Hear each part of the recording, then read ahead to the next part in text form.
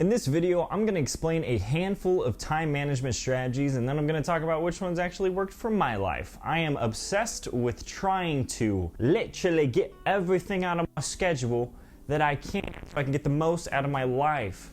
Not sure where the British accent came from, but I think you're probably like me and you want to make the most out of your time. So let's get to it. I spoke with Scott Miller the other day. He's the host of the largest leadership podcast in the world. It's called On Leadership, and he's written bestsellers, and he just has a crazy impact on how we lead today. He's part of Franklin Covey, and this is what he had to say about time management, and I thought it was super insightful. You know, a friend of mine is a man named Brendan Bouchard. In his book, he talked about, Nickolas, a term called PQO,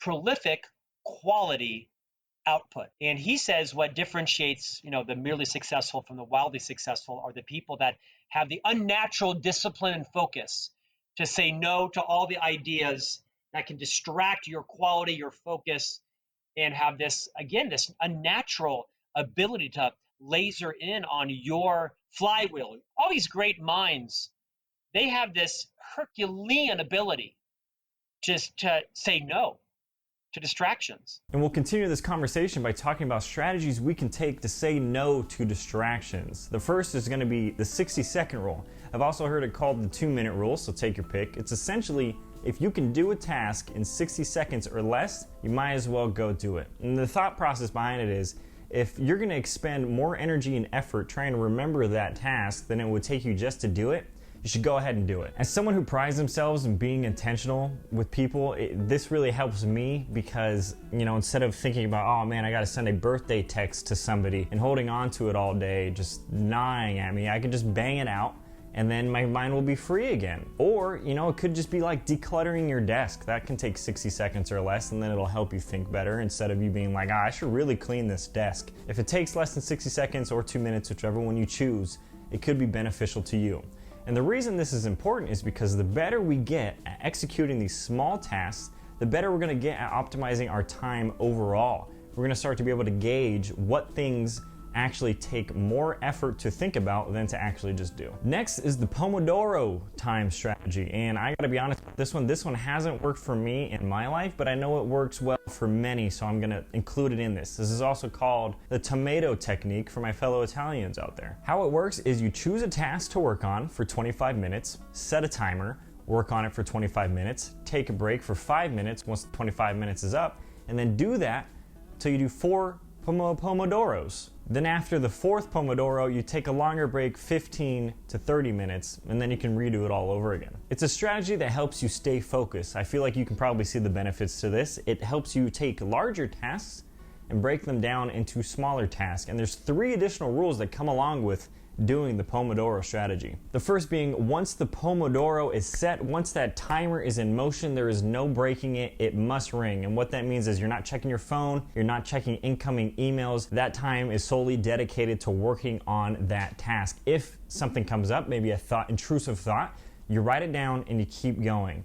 The Pomodoro is not to be broken. Secondly, it's made to break down projects. If you have a large project or task that's going to take more than 4 Pomodoros, more than 4 tomatoes, you got to break that down into more actionable steps. Thirdly and lastly, smaller tasks that are less than a Pomodoro, that take less than 25 minutes, are grouped together to accomplish in 1 Pomodoro. What does that even mean? That means if you need 10 minutes to create a social media post and that's on your list, and it takes you 8 minutes to reply to a few emails that are pressing and that's on your list, you combine those into 1 Pomodoro. Or if you wanted to like, subscribe, and hit the notification bell, that would also all go into 1 little tomato. My third tip, next, you need a mental shift. One of my favorite quotes when it comes to time management is you need to prioritize your time, or someone else is going to prioritize it for you. Essentially, it is up to us to determine how we spend our time. And this becomes most notable to me is when I view other people's hobbies and talents. Some people like to collect marbles. Other people like to watch Netflix. At the end of the day, they are both making the choice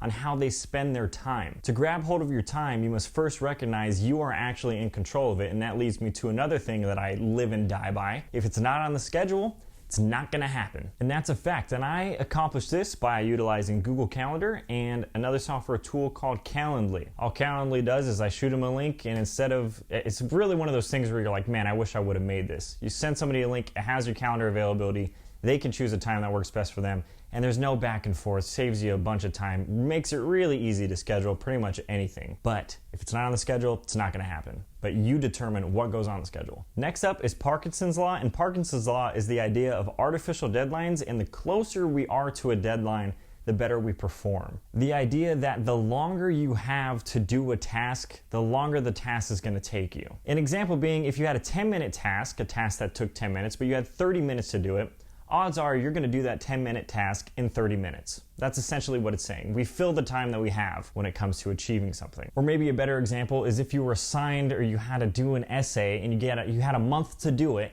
but you waited till the last 72 hours to accomplish it.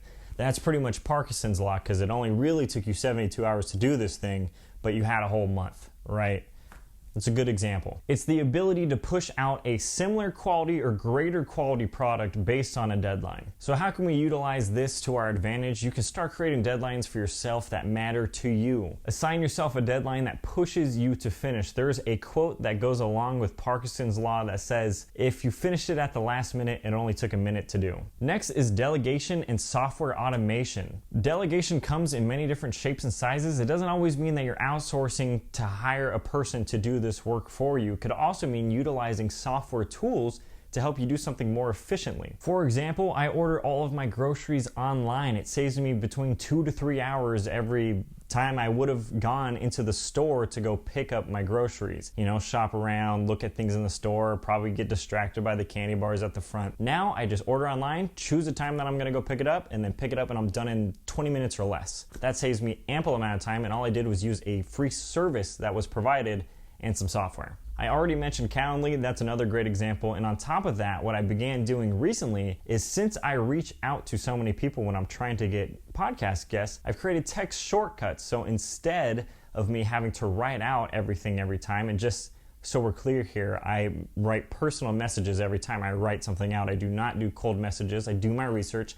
But for example, what I do is I use a shortcut that I type that builds the base of what I usually send, and then I can go in there and re-edit it. However, that saves me ample time, because if I'm doing a task that is repeated, it's worthwhile to find a way to do it more efficiently. And if you find yourself doing tasks that you're constantly redoing, it could be worthwhile to look into software automation tools that will allow you to do it quicker, like the text shortcuts. Speaking of tasks that you continuously repeat, if you are continuously repeating a task that has a desired output, it's important to create a standard of procedures, an SOP, or a checklist that ensures your quality and ensures that you're doing everything, so it puts your mind at ease, so you're not having to remember all of these things as to what it was you're actually supposed to do. For example, the podcast each week, it starts with reaching out to a guest, scheduling the guest, researching the guest, recording with the guest, editing the podcast, editing it with my friend Grant, bringing it back, posting on social media, syncing it to the video, and then publishing it all together. There's a standard operating procedure that is knocked out every time and is constantly being refined through a checklist. And each time that I do it, I go through and I see what areas could be more optimized. And that doesn't happen if you don't have a checklist or a standard operating procedure to check by, right? Then you're just doing things off the dome, it gets a little freestyle, and you don't always get the same quality of results, and you usually lose time having to try to figure out what it was you were doing to begin with. Essentially, SOPs are beneficial because you can track what you're doing and utilize your time in an appropriate way every single time. Creating effective to-do lists. My goodness, do I love to-do lists. I've made millions of them. I've made good ones, I've made bad ones. Here's an example of a way that you can create a to-do list that ensures it's gonna be something good. To start out, try out the Eisenhower's box or the Eisenhower's matrix, and it looks something like this. It's made up of 4 quadrants. You got important and urgent, important, not urgent, not important, urgent, and not important, not urgent. Quadrant 1, these are high priority tasks. These are either tasks that these are tasks you have to do now, but they're usually the highest impact, or you forgot that you had to do them and suddenly they're urgent. So that's quadrant 1. Quadrant 2 is important but not urgent. These are best to be scheduled. Find a time to do them, schedule them out so you accomplish them. These are things that impact your long-term success in whatever it is that you're doing. Quadrant 3, it's not important and it's urgent. This usually means you got to delegate it. This is the delegation quadrant, and I primarily view this as like roadblocks or things that you want to ask yourself, who could do this for me?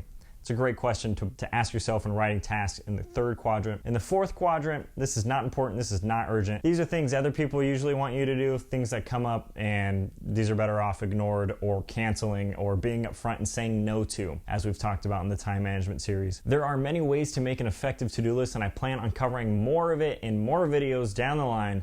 But as for today, if you liked this video, like this video. If you found it riveting, subscribe, and don't forget to turn on the notification bell so you can be notified every time one of these bangers comes out. And I will leave you with this. No. Goodbye. Love you. See you.